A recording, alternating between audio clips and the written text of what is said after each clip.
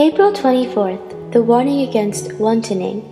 Notwithstanding in this rejoice not, that the spirits are subject unto you. Luke chapter 10 verse 20.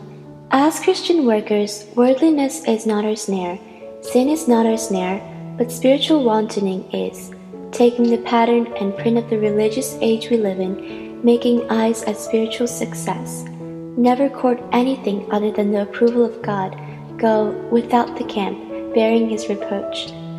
Jesus told his disciples not to rejoice in successful service, and yet this seems to be the one thing in which most of us do rejoice.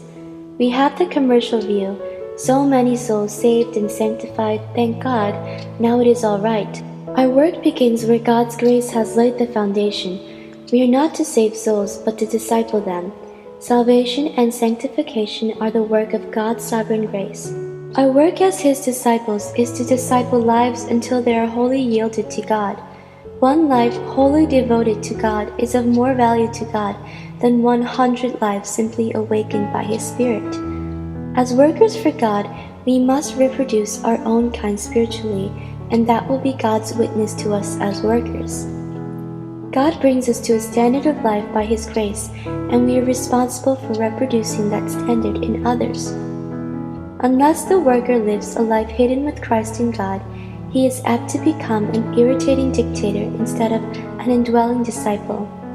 Many of us are dictators. We dictate to people and to meetings. Jesus never dictates to us in that way.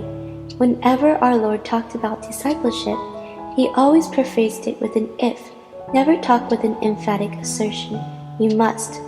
Discipleship carries an option with it.